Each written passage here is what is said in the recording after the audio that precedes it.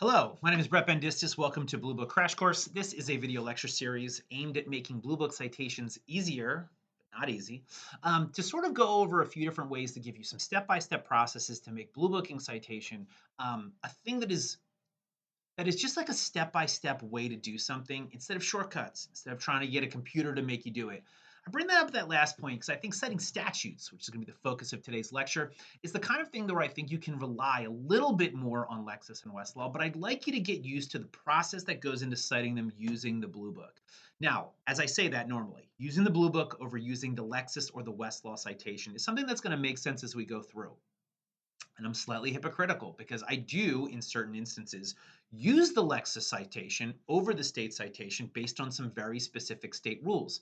However, in an academic setting, always want to make sure that you're aware of how the process works. Very recently I had to draft a Supreme Court brief about a Delaware statute, and I had to cite 15 other statutes to note how the relationship was. Now, as a practical Delaware lawyer, I don't have access to all those Westlaw and Lexis citation forms. So while I know where the statute's located if I find it in a book, I still need to know how to cite it, and that's going to be the key thing. Now, the great news, fantastic news for you, is that it's pretty easy. It's actually one of the easier things to cite, provided you know how to put numbers in where X's are.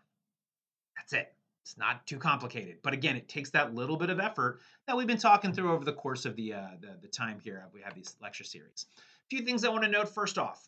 When we talk about statutes, it's important to note how they're organized and how they work. This is something that's not it's not like reported citations where it's based on this antiquated library system. It's pretty much still the same way that it is now. So all jurisdictions have codes, which are a collection of statutes. So every state has a code. The federal government has a code. Essentially, if you have a statute, it is going to be included in one of those jurisdictional codes, and it's just important to note where it's located. But that should be pretty obvious for you as even a law student to note where it came from. The key thing to note is that every code is broken into individual titles. Now, titles are individual topics of statutes, and where reporters are organized chronologically. When there's a new case, it's added on to the end. That's not really the way it works in statutes. So statutes are organized by individual topics and even subtopics within those topics that are kind of organized in a more uniform way.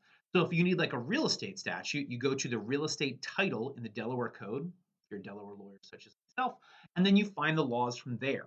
Now, again, this is the same thing in every jurisdiction. Every jurisdiction have codes on real estate law, criminal law, family law, wills and trusts, government regulation, everything.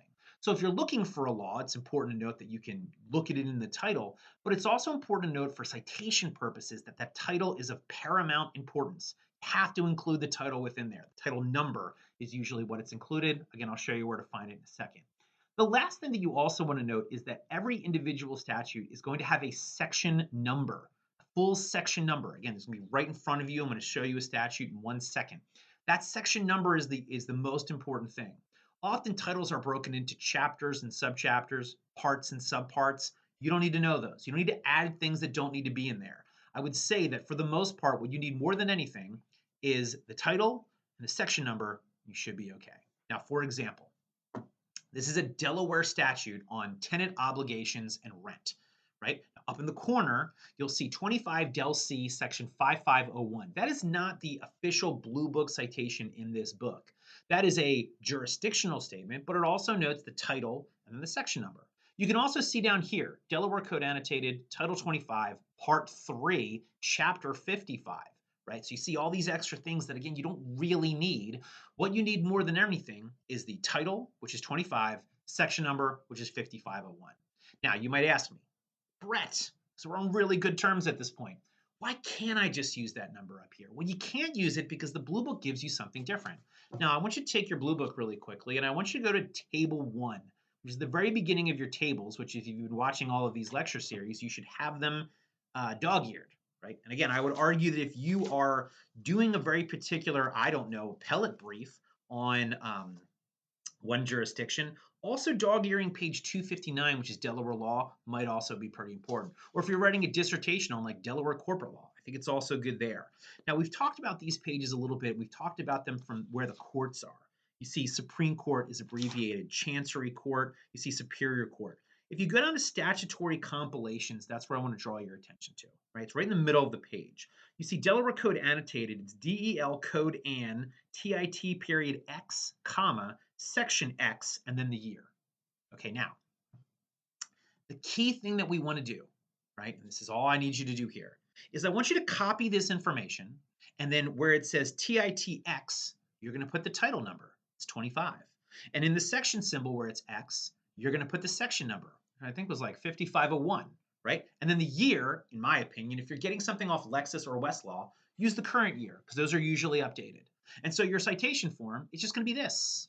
It's just this. Del code and TIT, title number, section symbol, section number, and then the years right there, right? Key thing is that for this class, if you have me as a student, I'd like you to not use the Westlaw citation number so that you have a form of noting where it is. It's also not rocket science. I'd argue this is probably the easiest thing I would ask anybody to do.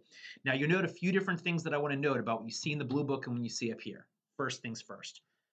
The DEL code AN is capitalized in the blue book, okay? But the font size of the E and the L is different than the D. That's like a scholarly writing technique, but you don't need to do that, I guess, when you're like writing in like normal courts. Most normal lawyers just have the first letter capitalized, the other letters lowercase, and that's fine also. Another thing I note is that some people have it where it's on Lexis, you include just the year, where West, you include that just the same. Depending on where you find it, you can certainly include that. I think it's more of a finer detail that I don't always see in practice, but it is something that's important to note that you can also include. You'll see here that the short form citation, meaning you've cited something once and then you're citing it again.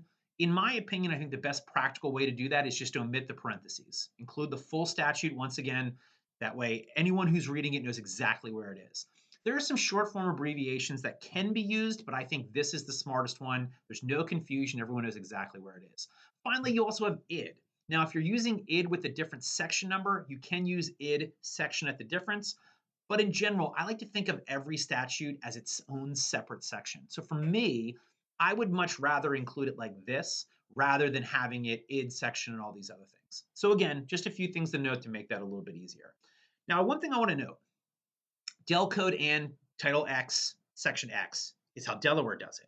But I want you to do one thing for me. Go back to Connecticut really quickly. You'll see Connecticut right here. It's on page 249 at the top. It's CONN period GEN stat section X-X. I mean, I would be saying, right, how do I know what's the first X and what's the second X, right? This is so confusing. The key thing that I want to note here is that you'll see it right here, right? This is a Connecticut statute. So the one benefit is that, first off, the Lexis gives you the correct citation form, so that's one positive. But that the statutes are actually described as X-X, which is the benefit, right? So normally if you have a statute here that has a different, doesn't designate title and section number, but it's just section X-X, it's because the statutes are actually written that way. Does that make sense, right? So that's the key thing. You don't have to do any extrapolation. You don't have to change anything. You don't have to move anything around. Like whatever's here is exactly in there, right? So again, the statutes, the number one rules I'll say is find it, add where the changes in the X are, change the years, you're totally fine. And I also think thinking of statutes individually is important. Again, there are some short form things that you can do, but to me, it's a matter if I'm citing it once and I'm citing it again, I just omit the parentheses with the year and I include it. Because clarity is the most important thing, especially if you're doing a few things. Now note, that's the shortest video I've had so far. So statutes to me don't have to be too difficult, easily something that you can kind of pull together. But again, something that's important and worth noting and not relying on shortcuts. If you want to email me, my email address is right here. You can find other videos on YouTube. You can also check out my podcast, Citizens Guide to the Supreme Court. I hope you enjoyed this video, and I'll see you again soon.